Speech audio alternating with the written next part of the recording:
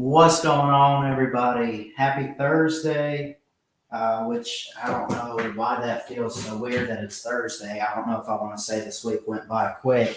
I guess it kind of did. I mean, it feels like Monday was just yesterday, and I'm sitting here just having to give Georgia fans all the credit in the world, and all of a sudden, it's Thursday, and I've gone to school 2 times this week. But hope everyone's having a good day, good afternoon. I always love talking with you and just getting you guys on anytime I can. I'm going to bring back the BSM Podcast. Just sit back. Let's just talk life. Let's talk sports, whatever. We just kind of hang out. I want to try not to do as many hangout streams, at least. Like, I want to get actual content out for you. Speaking of, just around the corner, we're going to get started on 2022 college football previews. There's 130 FBS teams. I'm probably not going to do every team in the book, but that's something you just got to crack down on ASAP. And I think out of respect for the national champions, I think that's going to be a thing where I think I'll always start out with the defending champs and then go from there. For example, Georgia won the Natty. I'll start with their preview. Then I'm going to hop on my team in Alabama, and then, I'll kind of make choices of my own. But if there's a team out there you want me to preview, maybe, at the very least, I go through all of the Power 5 for the most part. I'll try to, but if there's a specific team that you say, hey, could you look at this team? Like if you want to see me do Coastal, because I know they've been a good team in recent years, you want me to look at Liberty or UAB or whatever, I could definitely do that and look at some Conference USA teams. But we'll get that going. I want to say get into some baseball, but man, I don't know what the hell's going on with all this. This lockdown stuff that Rob Manfred has, I guess you could say he's caused it. He's not, I don't know what's up with this. I don't know if we're going to have baseball on time. Now, that being said, this posted almost an hour ago on CBS Sports. MLB lockout, owners make proposal 6 weeks after starting the work stoppage. Players reportedly unimpressed. This from Mike. Axisa? I don't know. Anyway, put it out 50 minutes ago, 2-minute read, whatever. For the first time, let me share this with you guys. I'll put the link to it as well. Let's see. So I'll put the link in the comments if anyone wants to go check it out. Feel free to.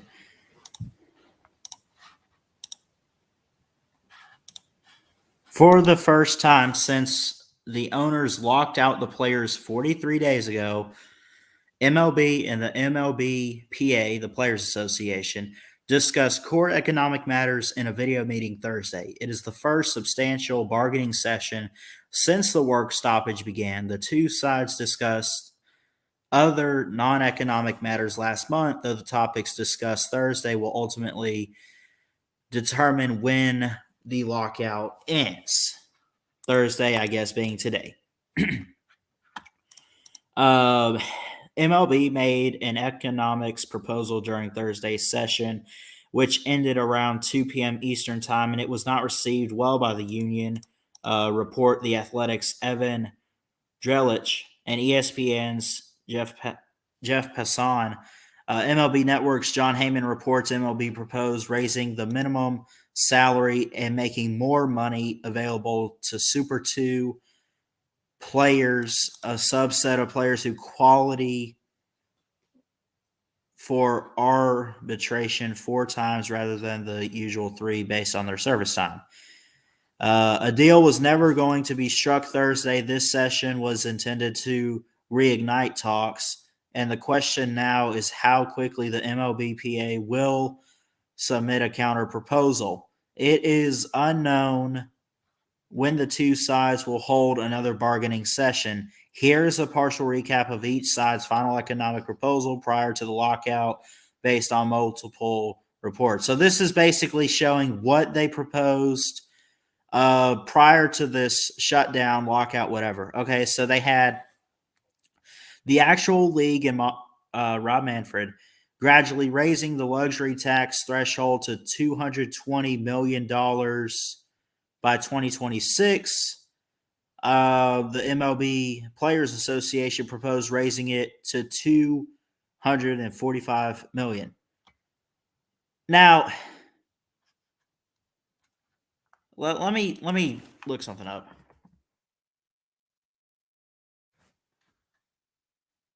Arbitration pretty much means that a player and his team couldn't reach an agreement on salary.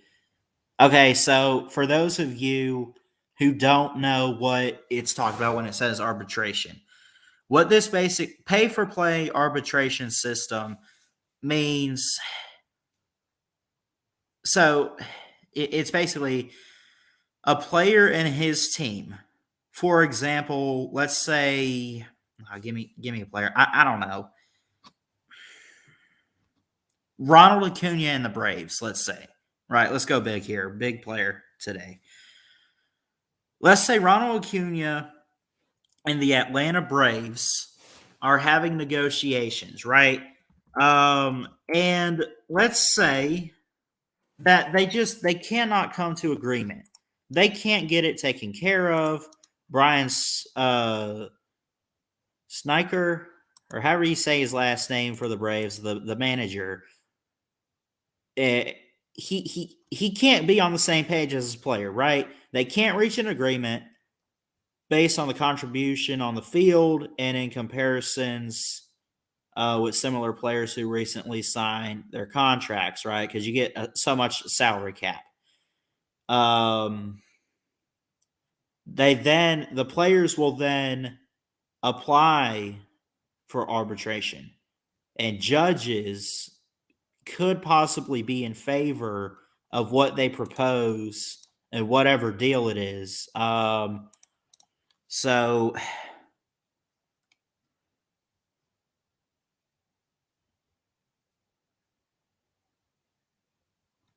and this goes on. I'm going to put this link here. This is franchisesports.com, but it explains it pretty well. It says, believe it or not, some of the biggest stars in the league have the lowest MLB salary possible.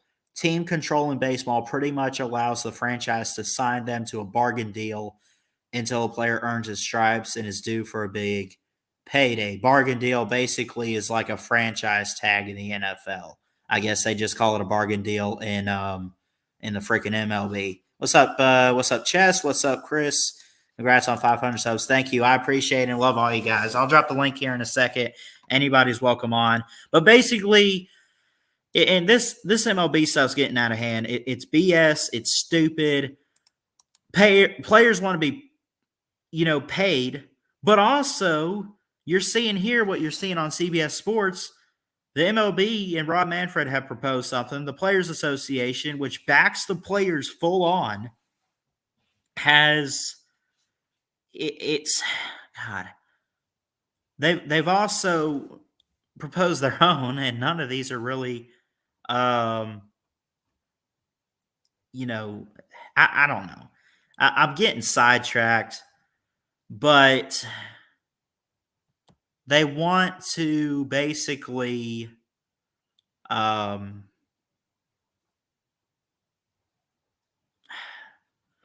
players 9 times out of 10 are free agents and they get franchise tagged. Well, they want to raise what the franchise tag is.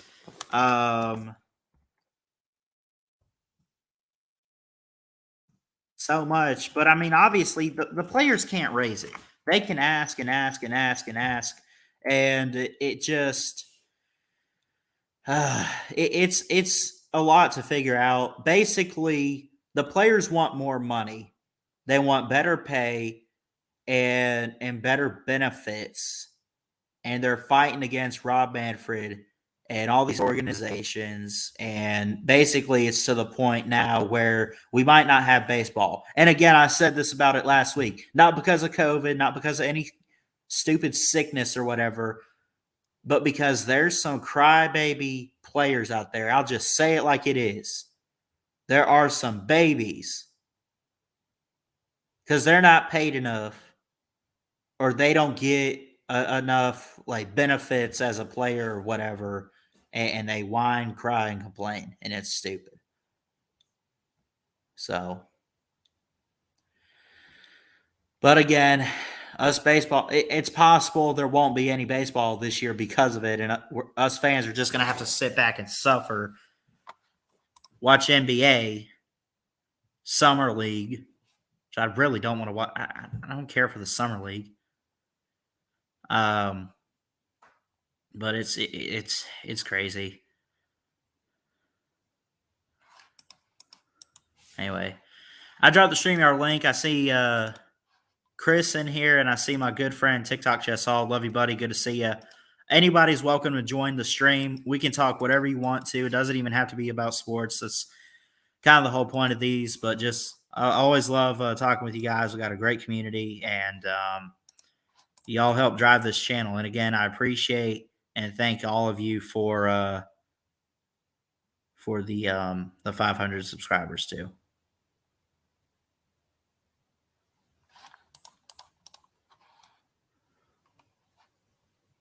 And of course, yes, that video has blown up. Blown the hell up.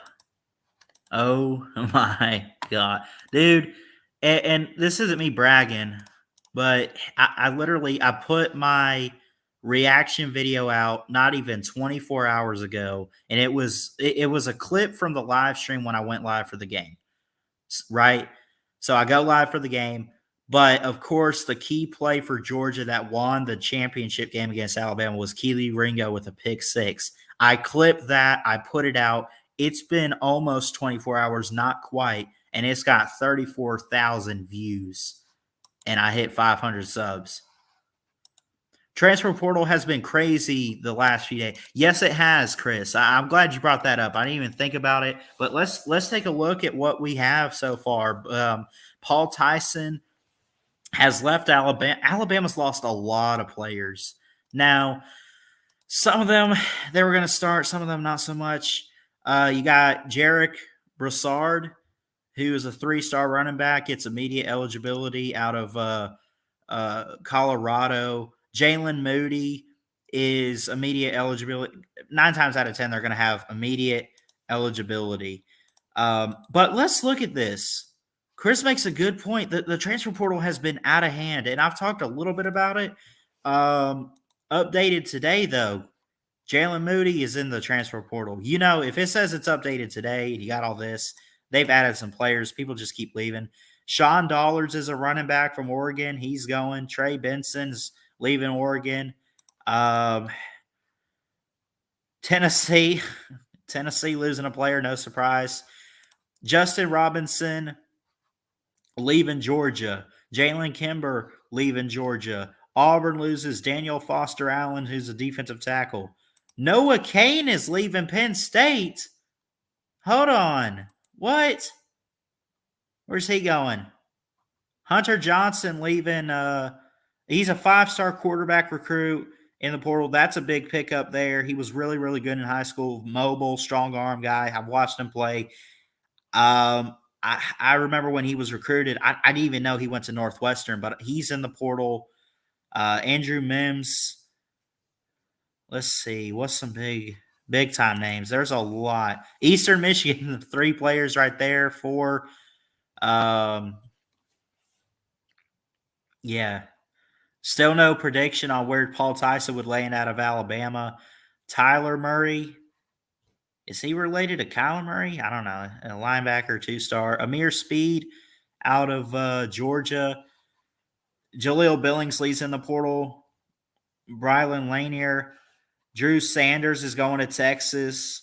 Tommy Brown is out of Alabama. There's a lot, man. It's insane what's happened and all the players that have left and are going other places. But again, like those are stuff like some people are mad. Oh, I can't believe. Like I'm sad that Paul Tyson's leaving. But again, with Ty Simpson coming in, And with Bryce Young here for another year or so, I mean, I don't blame him for leaving. And you can be sad about it, but don't get pissed and write the player off because they made a decision for educational or future purposes on their own terms. It's their life, it's their journey. And anytime the media criticizes a player for leaving or gets uppity, and believe me, I was in that position for Jalen Hurts years ago. I hated it. I miss him, like kind of thing. Why? A player makes a decision based on education and where he's going to school, where he's playing, and you criticize the man. You throw him under the bus. It's ridiculous. Players are going to make their own decisions and academic choices to benefit their future, right? And you got to understand, like, first off, players that transfer are players 9 times out of 10 because they're not starting or getting a chance, right? But what happens is like, okay, Bama fans are sad, not necessarily mad, but they are sad about Tyson leaving. But here's the connection. He is Bear Bryant's great-grandson. Well, let me ask you this. Do you want to bench Bryce Young for him? Hell no. And who are you looking forward to after Bryce is gone? Can't wait for Ty Simpson. Okay, where is Paul Tyson going to fit in that scenario? When is he going to start for Alabama? Unless you sit Ty Simpson, who's going to be a freshman next year, when Bryce is a junior, then Bryce will be gone. So it'll be time as a sophomore for Ty Simpson or a redshirt freshman or whatever he does, right? And we'll be ready for him. You're going to give Paul Tyson 1 year? 1 year.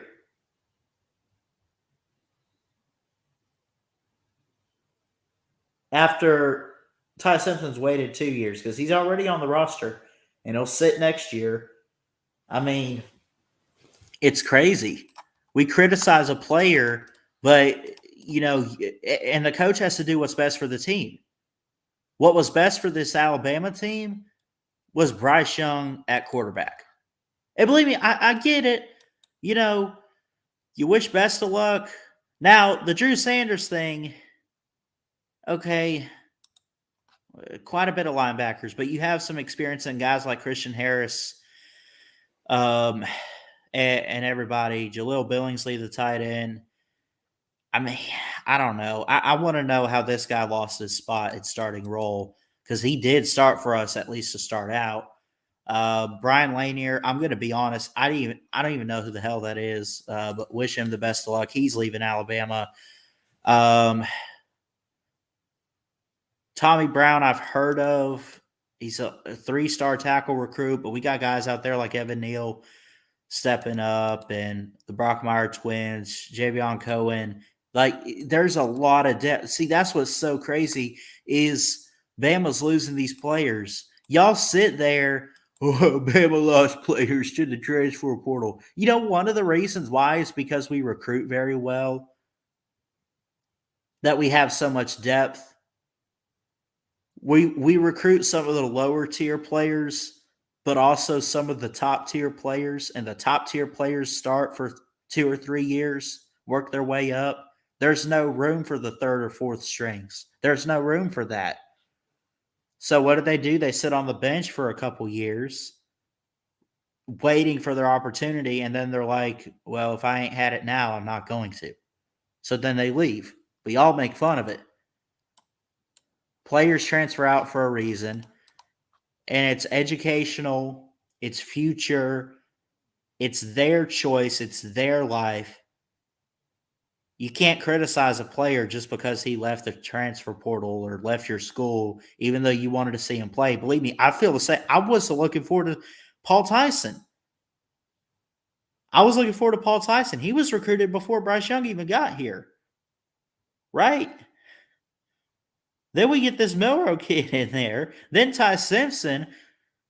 And each day that went by, each year in recruiting, with the quarterbacks that Alabama's brought in, you're just like, yeah, it's not going to happen. If it hasn't happened by now, it's not going to. Just cut your losses. Let him go where he wants to play and see what he can do. And you wish him the best of luck, educational wise, NFL wise. You hope they have a bright future. You don't wish any player any harm, as long as they don't screw anything up with like being a crook or a criminal. You gotta wish them the best of luck, prayers and applause to them, and you say, go do what you were made to do. Go be the player that you want to be in college. And you let the players go. You give them a chance. You can be upset that they lost, but you got to understand that they want a future in football.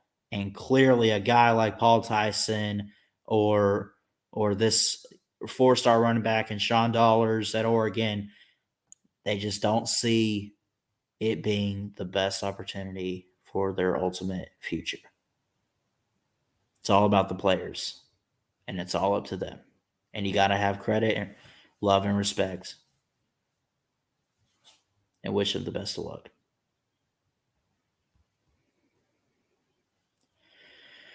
Anyway, again, I dropped the StreamYard link. Anyone's welcome on here.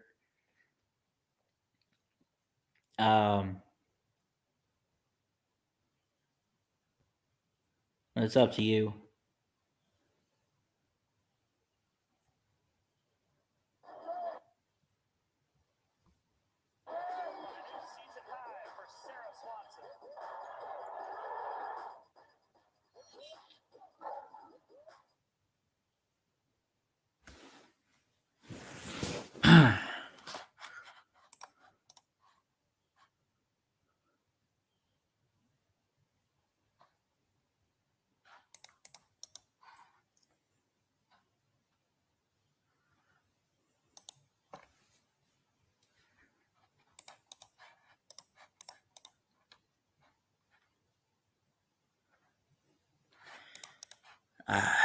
Is it really worth trying to go after any team this offseason for Alabama? I mean, I guess I'll mess with Texas fans, but you don't want to overlook a game. It's so weird.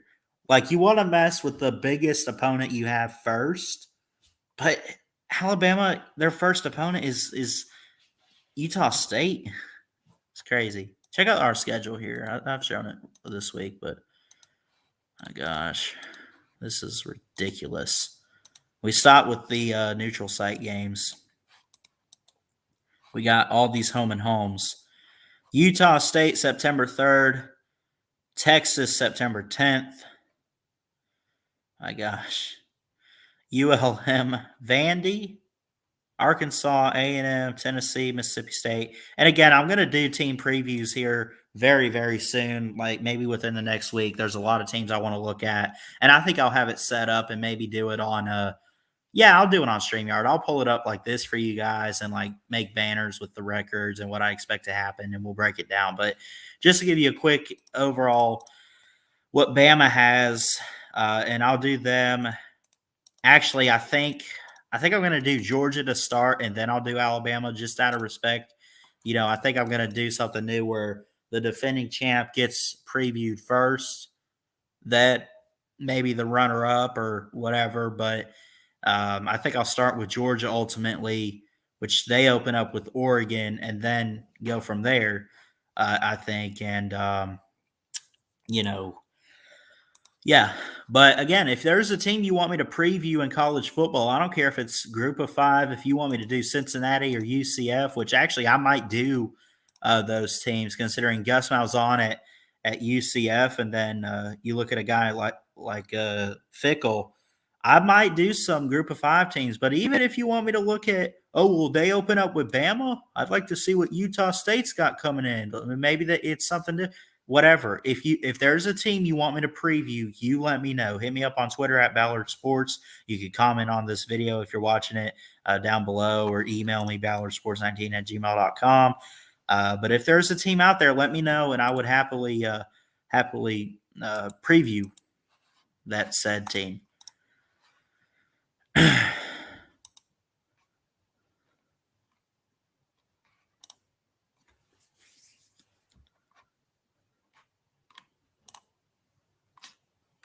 And then I'm going to get to the college football flashbacks. And then I want to do something where it's a conference week. I think I mentioned it earlier in the stream when I started. Conference week, you find time, 5 conferences, 5 days.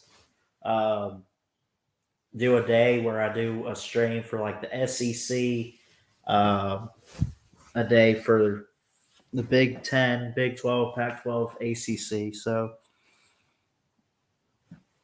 a lot of ideas and stuff coming soon, but nothing's that conference week thing. It's not official. It's likely, but we'll see.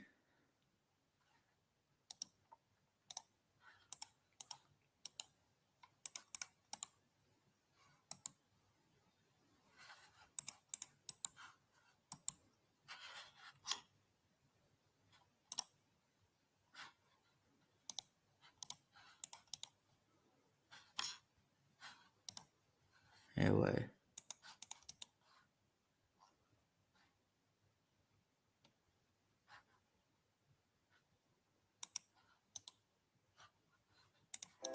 You booked a sunny. No.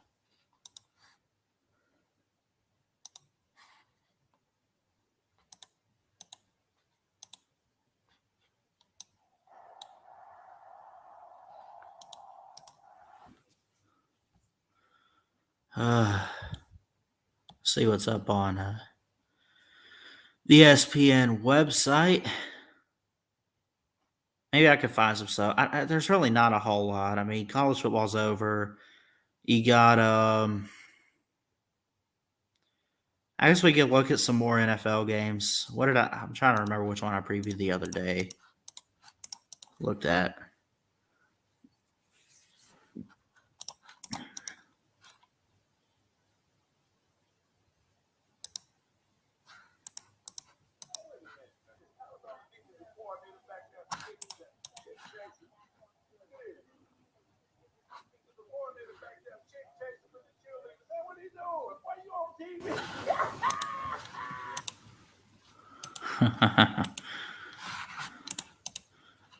Let's see.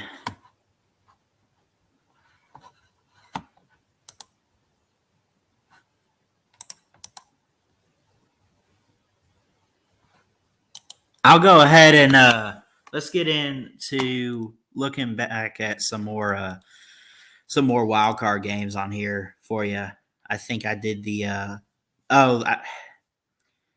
so I talked about the Rams beat the 49ers beat the Rams or whatever it was. But still, I mean, both are in the playoffs. But I do want to preview and look at some of these wild card games we got coming up this weekend. We got some on Saturday, and then we got some on Sunday. But let me set this banner up, and we'll get into it.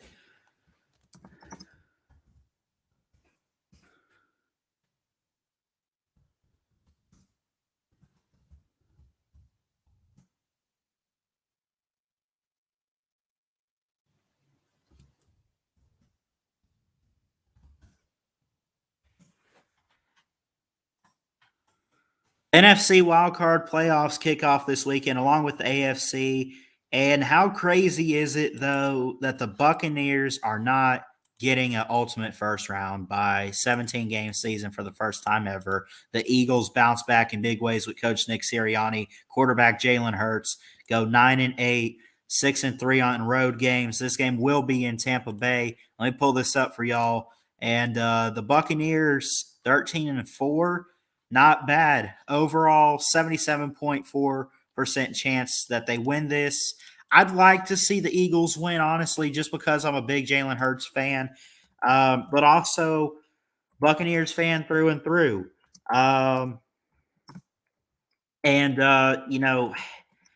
Overall, they're just a better team. You just don't pass up a chance with Tom Brady when he's in primetime playoffs. You know what I mean? 8.5-point spread for an NFL game. That's a lot, man. I'm telling you, that is a lot. 46 is the over-under. The guy's out, though. The key injuries. Miles Sanders, questionable. Andre Dillard, that's a big-time offensive tackle that they lost. This all posted yesterday, by the way. Nobody is out, but they are questionable. And again, this game in Tampa Bay, 69 degrees. It'll be 1 o'clock Eastern time on January 16th this Sunday. So Miles Sanders is questionable. Andre Dillard, who I believe was out of Boston College that they drafted a couple years ago, offensive tackle, he's out. Nate Herbig, Greg Ward, that's a key receiver, and Josh Sweat is questionable for the Eagles. The Bucs have lost some key guys, though, too. Ryan Jensen, the center, kind of need a big guy like that up front, snapping the ball and blocking for Tom Brady. Anthony Nelson is questionable. Not really a key starter for us, but still a good player that's had some time. Shaquille Barrett, that's a loss for us. Sean Murphy-Bunting, questionable. Justin Watson, questionable. So some key injuries, but it's not like the Bucs have lost like Godwin and Evans and lost their quarterback in Brady. It's nothing like that. Based on all this, we should have Jalen Hurts versus Tom Brady in this game. And again, I'm a huge Jalen Hurts fan. You know that. I don't want my Bucs to lose, but man, I'd like to see a good run for Jalen Hurts. I want him to have his moment. I want him to have his time with Philly. I want him to take it with him and get it taken care of, get it done. So, but going with my gut here, truly, I think I'll more so be pulling for Jalen because I'm a Jalen Hurts fan. But I also can't pull against my Buccaneers. So I guess it's one of those whatever happens in this game happens. I do think the Bucs are going to win. But I do think that the Eagles can make it very competitive. That being said, though, I see, and let's double check something here, what they're scoring, what they got per game. So the Eagles have amazing defense. The last 5 games, they won 4 out of 5. And that loss being last week to Dallas. Offense has looked okay, right? Like they can make some plays. That offensive line has got to step up in this game against the defensive front of Tampa Bay. Which I don't think is going to be enough. I think they'll score a little bit, but the Bucs held Carolina in the past 2 games to a total of 23 points, 17 last week, and then 2 weeks ago, just after Christmas, 2 or 3 weeks ago, however long it's been, they only gave up 6. They have been motivated and fueled since the 9-0 Saints loss. Now, the Saints have amazing defense, of course, but that aside, get back to the Bucs. Tom Brady's in the playoffs. You never pick against Tom Brady. You're not surprised if he loses, but I can't sleep on my guy. I think they're going to come out firing on all cylinders on the offense. I think it's going to be a great game. I think that they will put some points up. I think they give up a bit to the Eagles, but it's not enough. Overall, give me a 30-17 victory. I think the Eagles put some points up. The Buccaneers, I don't know. It might be a slow start for Philly, but maybe they still find time for like a field goal or 2, and they get a couple touchdowns.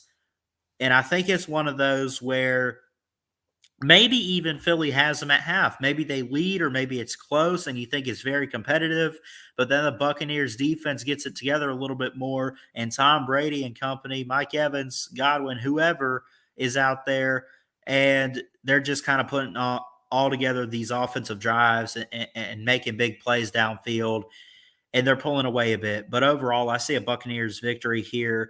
They're in the wild card. They're going to go to the divisional round. And we'll see who they play next. But overall, I think that it's a good start for what Nick Sirianni and Jalen Hurts are doing in Philly. But unfortunately, you get the bad end of the stick in the playoffs. You play Tom Brady right out the gate.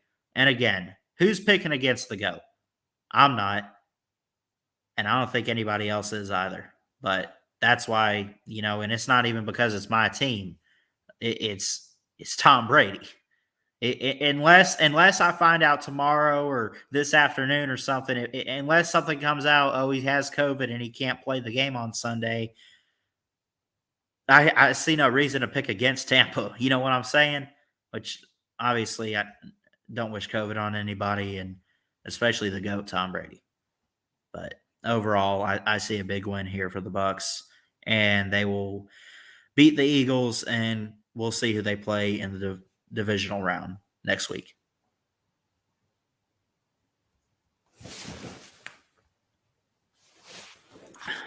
Double check the comments here.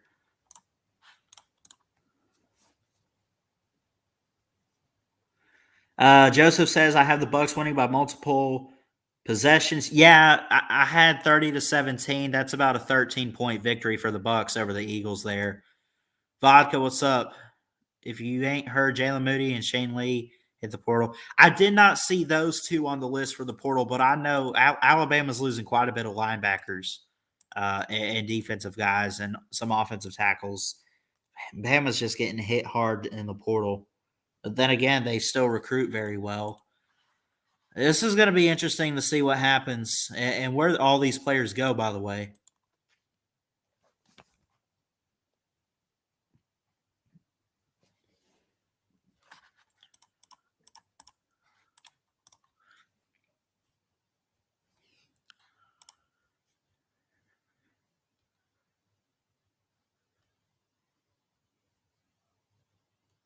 Anyone's welcome to join too. I did drop the StreamYard link. Yeah. I'll do one more wild card preview for you today, too. Let's do the let's see. How about 2-10-7 teams, and we'll do the Raiders and the Bengals, because that could be interesting here. Let me change the banners up real quick.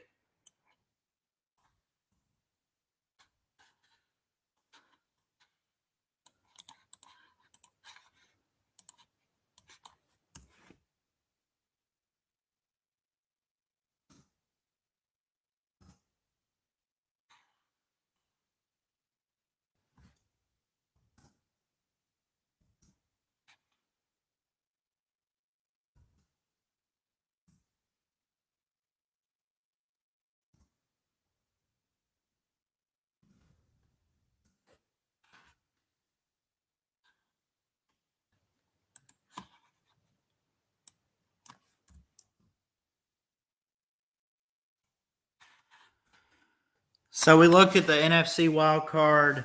Let's look at one more here. Let's look at the AFC wild card with the Raiders and the Bengals. This one not on Sunday. This one taking place this Saturday, January 5th at 4:30 p.m. Eastern Time in Cincinnati, Ohio, with Joe Burrow and the Bengals. They are on fire, but this is probably one of the tougher ones to pick, honestly. It's incredible the turnaround. I mean, Cincinnati is 10-7. Let me pull this up for you guys here. 10-7 Bengals. This is a team that went 0-16 or 1-15, had the number one pick, had to draft a couple guys. They even had to do that good last season. 27 degrees in Cincinnati, Ohio. Over-under is 49. The spread is 5 points, and they really, really love the Bengals. Their defense has looked okay. Stanley Morgan, Jalen Davis is out. Auden Tate is a receiver. He's injured reserved. I apologize too. Stanley Morgan and Jalen Davis corner. Jalen Davis is questionable. Wide receiver Stanley Morgan is questionable. Josh Tupou is a big time defensive player for the Bengals. He is doubtful this all of today. Who has the edge in the run game? Well, I like Josh Jacobs a little bit more as a back, but he hasn't had as many carries as Mixon has. So on paper, because he's had more carries, he's had more yards and touchdowns and everything. He's looked great.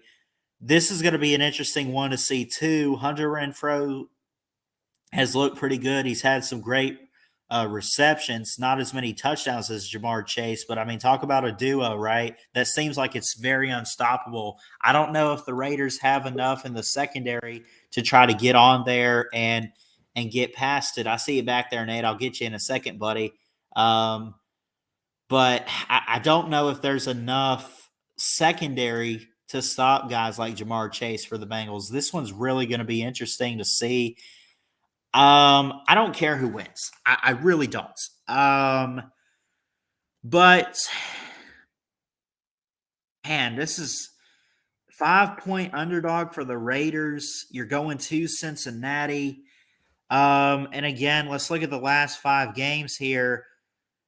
Lost to Kansas City, beat Cleveland, beat the beat the Broncos, won very well in overtime the other day against rival Chargers, beat the Colts, beat the Broncos, beat the Browns. Okay. Bengals lost to Cleveland. They beat the Chiefs. They beat Baltimore. Like, their offense and this team for the Bengals is coming together at literally the perfect time. This is it. This is going to be a fun game to watch. This is going to be fun to cover and look at. 67.5, 67.5% chance to win here for the Bengals, 32 for the Raiders. And again, I'll get you in a second, Nate. God, this is tough to call. I mean, maybe it's not. Maybe I'm overthinking this. I think it's a no-brainer. You got to take a chance here with the Bengals. I think they can put some numbers up, man. I'm going to say they get a few touchdowns in there. I think the Raiders will too, but it's not going to be enough. I'm going to go ahead and give it a 35-20 Bengals victory. But again, I wouldn't be surprised if the Raiders found a way to do this. Both teams finished 10-7, 5-4 at home for the Bengals, 5-3 on the road for the Raiders. So a good road team and a good home team. But overall, I got to go with the better offense. Give me Joey Burrow and the Bengals to get it done this weekend in Cincinnati over the Raiders. What's up, Nate? You there? What's up, Ballard? Not much, man. Do you hear me okay? Yeah, I can hear you. I saw your message too that the Wi-Fi is acting up, but I can hear you well. Yeah. Can you hear me? Yeah. Besides that, so are you picking Bengals over the Raiders? Yeah, that one's for me. It's a little bit of a coin flip right now. I Yeah. picked the Bucks over the Eagles, and not out of bias. I mean, you just don't sleep on Tom Brady, Mm-hmm. and then like that could go either way too. I think the Eagles Right. are clicking at the right time. I think the Bengals are clicking at the right time too. Mm-hmm. I can't sleep on Joe Burrow. I also can't Nope. sleep on the Raiders. That it's just kind of tough because, um, man, there's a lot of great teams, and I think Yeah. it really is a close race. I mean, it is possible that the Chiefs get stopped in their tracks, and maybe they don't even make it back to a Super Bowl. That's how good some of these AFC teams are this year. Yeah. That are just clicking at the right time, rising up. But then Mm-hmm. again, I'll tell you what, that Chiefs defense has been really outstanding this year too. Yeah, I agree. I mean, you can't underestimate Joe Burrow. He's going to be a pretty good quarterback in the future. Oh, for sure. Yeah. And so yeah, I'm liking what I'm seeing from Burrow too. Although he has injury prone, but he's doing pretty well except for that. Um, I like it because the way he throws the ball, Burrow throws the ball, reminds me of kind of like Tom Brady almost. Like Yeah. how, and plus don't sleep on Mac Jones too. thinking of Yeah, I guess we could keep looking at these, but yeah. what do you think of Mac Jones, man? Let's look at the Patriots game too. These are going to be fun to put out later because Hmm. that's a big deal. Yeah. Because so hold on, I'll make another banner.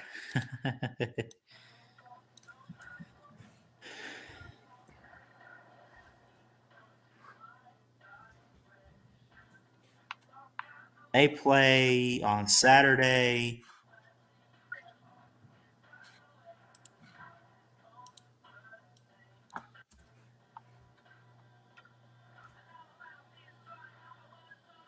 Hold on, I got you. So another AFC wildcard game. We could just run through these. I don't care. Yeah. But so you brought it up, Nate. What do you see in this Patriots and Bills game this Saturday? I'm looking at some offense, more of an offense game. Like a shootout, like a big shootout. Maybe, I don't know. It depends on how. I would say high scoring game. I would say, Yeah, because I know Josh Allen can do some stuff, and yeah. Well, first thing that sticks out to me, I kind of just showed it, but let me scroll down here. Nobody is hurt or out for the Bills. They are fully healthy. Now, in the past few years, and I can't remember who, but I mean, I know they've had playoff games, and they just the thing is nobody's able to get past the Chiefs because the Chiefs have everybody healthy, and maybe you have a player out or two. yeah. But I really like where the Bills and Josh Allen, Stephon Diggs, and everybody's going. Hmm. This new guy and Devin Singletary has 188 yards, 800 or 188 carries, 870 yards, and 7 touchdowns. Great run game. Josh Allen is looking like an MVP killer out there, man. Over 4,000 yards, 36 touchdowns, only 15 picks. You're going to throw Yeah. picks every now and then. Now, you're talking about losing some key guys like Duggar, Mills, Adrian Phillips. Now, Mills is out for the secondary of the Patriots. Cal Duggar is questionable. Adrian Phillips, they're not going to be fully healthy. I want Mac Jones to win. Honestly, I see this being a big time defensive game, though. I do like the Bills to get it done. I think that they go, they're playing at home. It's going to be not super low scoring, but ultimately, I think that they take care of business.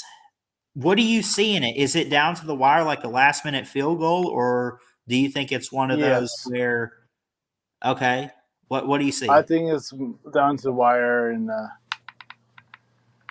and probably not a field goal, but probably just a touchdown or something like that. So yeah, I'm hoping for a good game, which is weird. I think, yeah, and I wouldn't say hoping, because I think it's gonna be a good game. Yeah. Um, but yeah, if people say Mac Jones is next Tom Brady, I mean, Yeah, see, that's the thing. they I could understand like saying he's the next guy for the Patriots. Are we sold that he's maybe, gonna? I And don't maybe know. we could talk about this later on. But like, are we sold that he's gonna Yeah, go out but there and break all of Brady's records and Super Bowls and everything? I mean, it's possible as long as Bill's coaching there. Maybe he yes. develops him and says, "See, Tom, look at this, look at this." I don't know, but look overall. Back to this game for a second though. I I trust the Bills offense a little bit more, but more so it's on the defensive side and having that many players out for the Patriots. And I mentioned the Bills are fully healthy. You got to take a fully Yep. healthy team in the playoffs over a team that has five guys out. And not that the Patriots can't get it done. I think that they could. It's the playoffs where anything's possible. But man, those injuries are going to kill on defense. And when you Hmm. have guys out there like Stephon Diggs, running very, very fast with great hands for the Bills. You can't pass that up. And other receivers out there, too, for Josh Allen to work with. You got to take a chance on that. I'm going to say they get it done. I'm going to go ahead and say 26-21. I think that the Patriots do play them close, but the Bills will ultimately get it done over their rival in the AFC East. Yep. And again, they're on a 4-game win streak. The Bills are too. That's why I kind of tossed that. I was trying to say I can't pick either team because it's kind of a toss up, like you said. And it's so it's so weird to and I kind of said this about Brady, but wouldn't you say the same? Like, how do you pass up picking Belichick or how can you pick against Belichick? Well, the first year without Tom Brady last year with Cam Newton, they didn't even make the playoffs. I mean, so not that he's a bad coach, obviously, you can't say that, but and who's to thank? Was it Brady? Was it Belichick for the Patriots? I don't know. That's still up for debate, but you got to think he knows what's at stake. He's a very tough coach. He's the Saban of the NFL, and he's going to go out there. He knows it's the playoffs. He knows it's his first chance, it being round 1 with a wild card, and it's so hard. But, man, you also got to look at what the Bills have talent-wise compared to the young talent that the Patriots have, which is something that Bill Belichick hasn't had to deal with in a while. Yeah.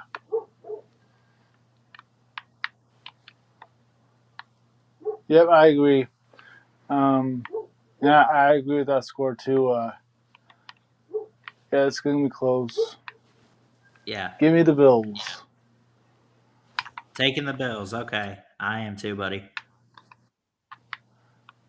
I know you're talking about NFL right now, but I don't know if you saw this, but if you did, just I want to talk about it again.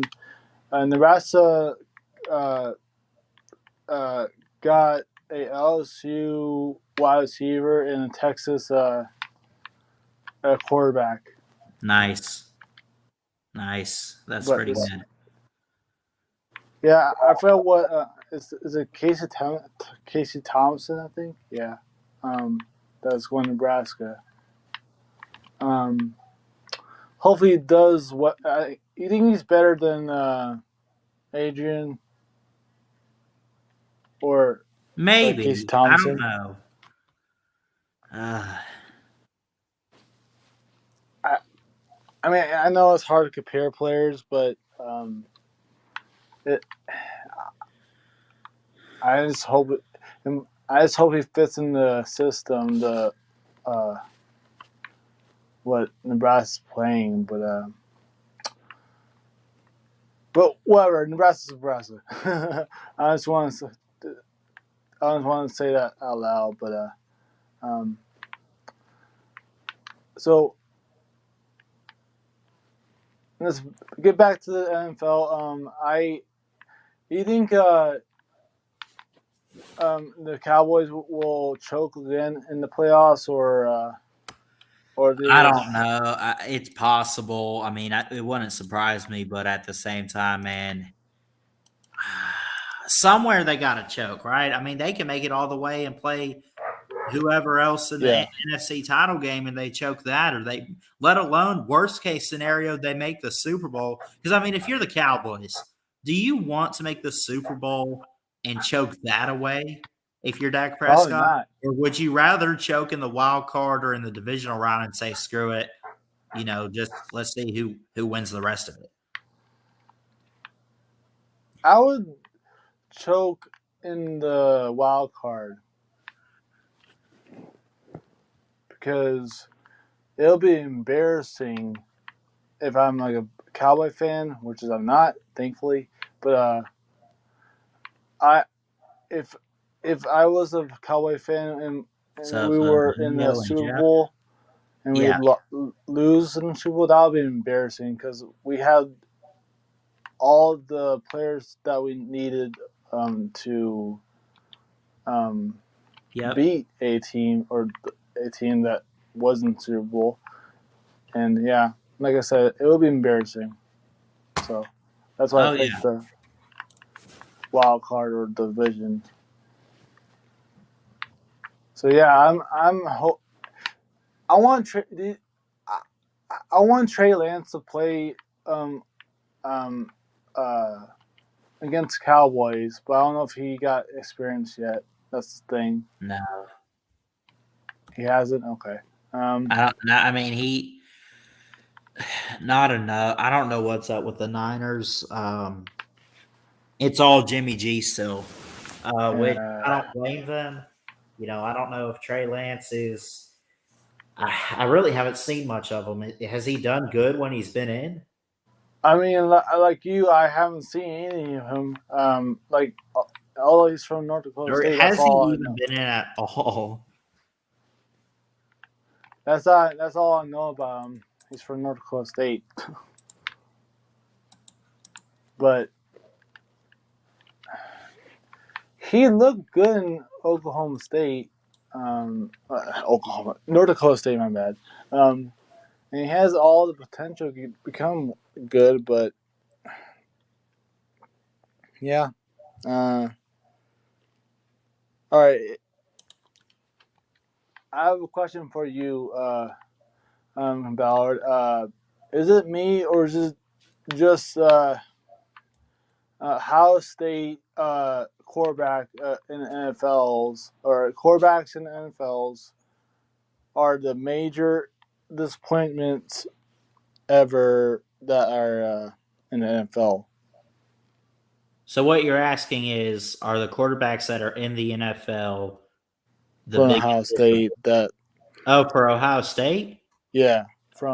of course. Yeah, they've never had just in general, they've never really had a successful quarterback. Mm-hmm. Forget playoffs, just in general. Like, I mean, look at Dwayne Haskins. Yes. Fields, the thing with Fields, he's a generational talent out of college, systematic, but if you put him in the right position, he can do good. It's not even the thing with the Bears and Justin Fields is not on Justin Field. It's Yep. leadership and Matt Nagy, who I think they need to just get the hell out. I mean, but for the most part, yeah, Ohio State hasn't had successful quarterbacks. They are, and they're not DBU, but most of their success has really come from defensive backs, I think, in the NFL, if anywhere. And some great receivers and running backs here or there, too. Yeah.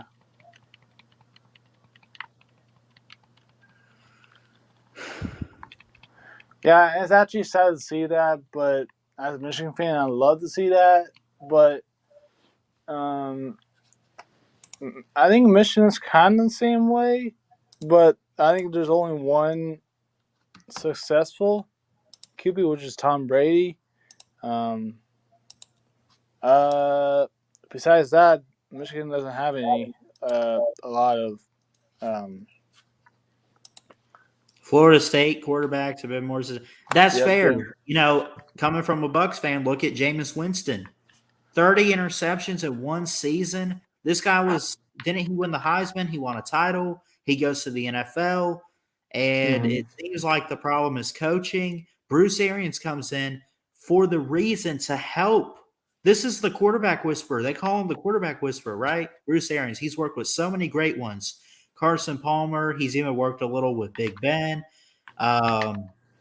Jameis, dude, the season Bruce Arians was supposed to come in, fix Jameis Winston in the offense. Jameis Winston threw 30 interceptions. You cannot tell me that was on Bruce Arians. Jameis Winston under pressure and Jameis Winston just straight sucks. Call it what it is. Yeah.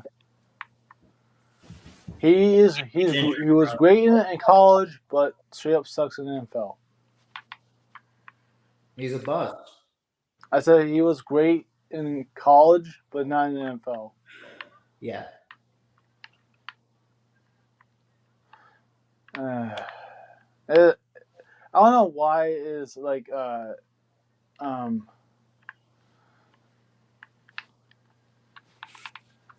like I don't know why QBs from like all around from a lot of schools that don't live up to the hype, which is pains to see that. Like,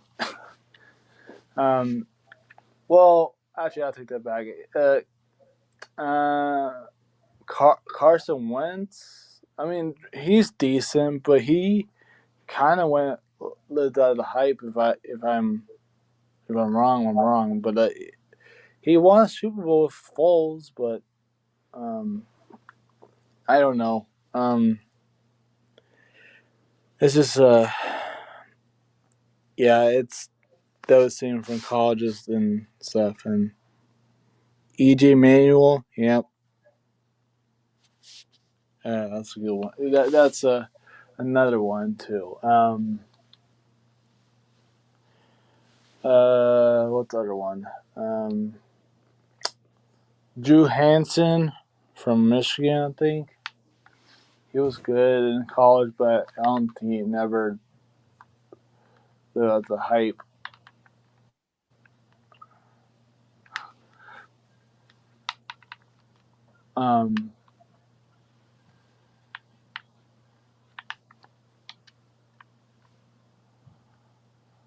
So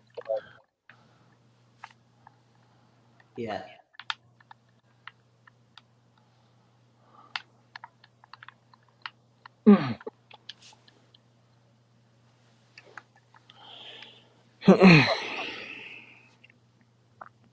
Chris Winkie, I don't know. I don't remember him.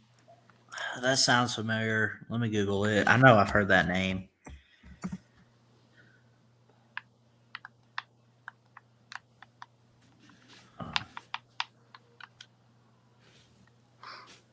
He was a Florida State quarterback. He was. Oh, He was drafted. He went to the Panthers. Uh, he was the starter. Um, and they finished with a 1-15 record. that's bad. Well, he had his jersey retired. He was a Oh, Heisman winning quarterback at Florida State, by the way. yeah. I mean, have you heard of Kurt Warner? Yes. Man, I saw the movie American Underdog. I think it was you have to see that movie if you didn't watch it. It's about that. It's about the quarterback Kurt Warner and about his whole life, not just football life, but whole life. It's pretty darn good. It's pretty good, and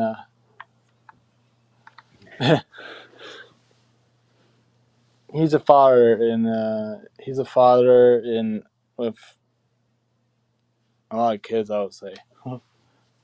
Yeah.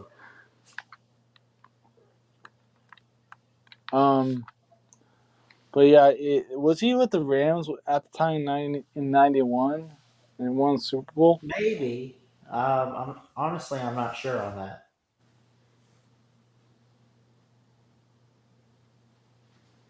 Yeah, and plus Kurt Warner was from college Northern Iowa, as a FCS school. Yeah. But um, um, yeah. So what have you been up to, Ballard? Except for you're doing your I mean, I started back at school this week. I've been working, and that's pretty much it, man. that's cool. Yeah. So yeah, I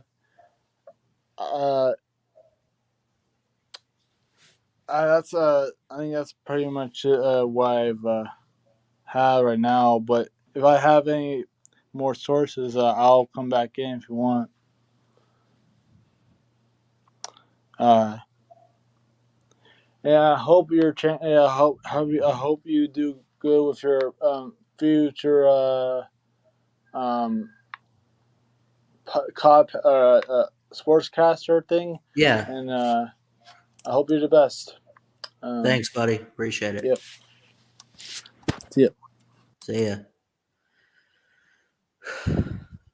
Nate the Great. Don't be late. Love you, Nate. Appreciate you coming on, buddy. Anyone's welcome. I probably won't be on here too long, though. Really not much else to talk about.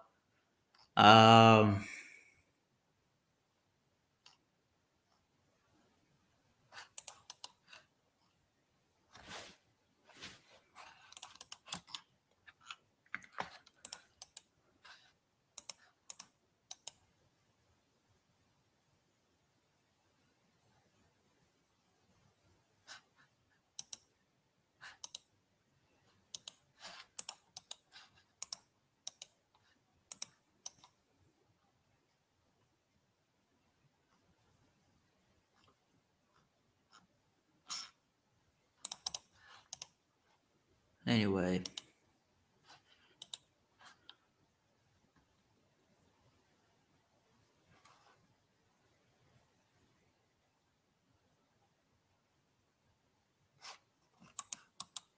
Shane Lee has entered the transfer portal for Bama. I mean, seriously.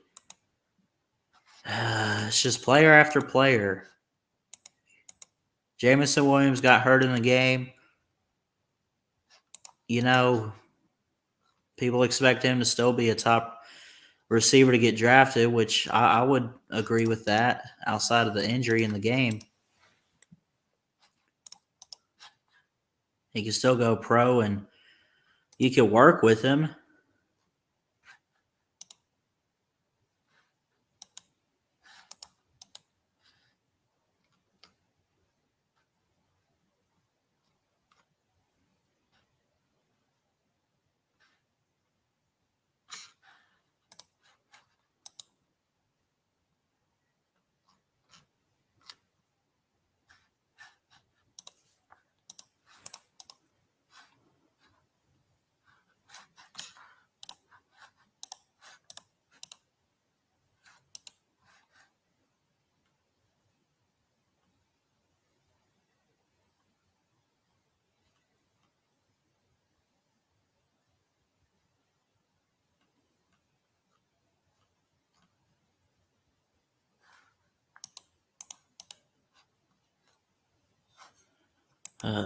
Shoot. Okay. Anyway, I just wanted to hang out for a bit. A lot of big things coming to the channel, coming your way. Big things happening at school, too. Meeting on Tuesday with the communications director to talk about sports coverage, what I can do to further my sports broadcasting career outside of here. You know, I mean, this is a big part, but this isn't the career itself, but it's a big part. And again, as I always say, I love and appreciate the support and the great people on here. And y'all mean a lot to me. But anyway, I will get out of here. I love you guys. Hope everyone has a great, just overall a great weekend. Keep your head up. Jesus loves you. I love you guys. Please like, comment, and subscribe right here to Ballard Sports Media for more sports content. And until next time, folks, Ballard Sports Media, checking out. Love y'all. Peace out.